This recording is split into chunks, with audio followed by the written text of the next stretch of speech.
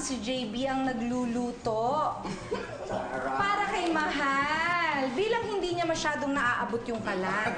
So, ngayon, for a change, si Mahal naman ang magluluto. Lulutuan niya si Mahal niya. Oh, ito naman, madali lang naman gawin. Panakota po ito. Ayan, ang galing ni Mahal. Fairness. Magpakulo ng tubig sa isang itong ganitong frying pan na medyo hindi masyadong malalim.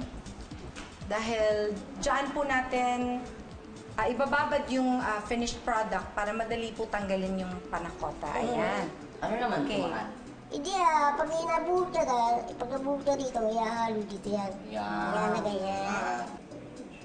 Oo, ikaw na itong yung ginagawa ko. Ilalagay ko dito sa ating,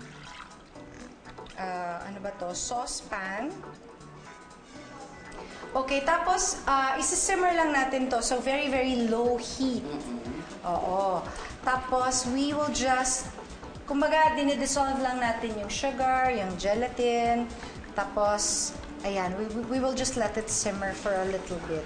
Medyo lumalapot lang. Tapos, kailangan siyang haluin lagi kasi para hindi masunog yung sugar. And we will put it back there. Oo. And we put it. Okay. So, ngayon, ano nang sunod na step, Mahal? Ilalagay dito. Ilagay mo doon. Oo. Yan. Tulungan mo siguro kasi para kasi Mabuhat mo ba? kasi laki na eh. Mas para mas mabigat to sa'yo.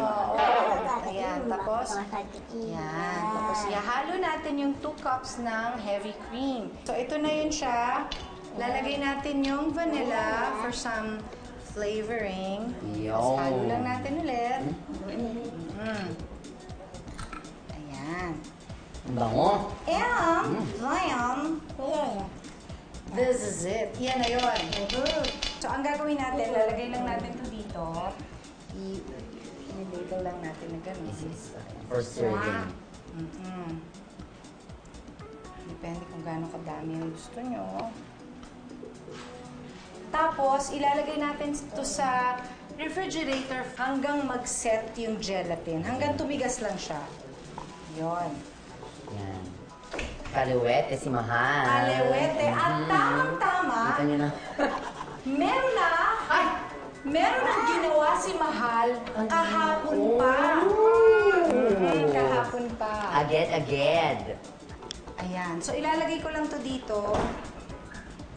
Ayan. Pero mabilis lang. Para lang mabilis nating matanggal yung gelatin. Ayan. So, habang iniintay natin, okay na siguro yan. Gusto ko malaman kay Mahal, ano ba ang team song nyo? Forever. Ano daw? Forever. Forever. Ano Forever. siya? Anong forever yan? Kasi madaming forever. Di ba na yung iwan ko pa? Forever, puro forever. Yun. Ngayon, lagyan natin ng konting strawberry. Strawberry. With a real strawberry. Pwede yung fresh strawberry ilagay natin. Pwede rin, kung yun ang tipo ninyo. So, pitsarahan nyo ng dalawa yan. Ayan mga kapitbahay, yan na po ang ating panakota. By the way, pwede nyo pong gawin ito sa inyong bahay. Napakadali lang. 22 pesos per serving lang po.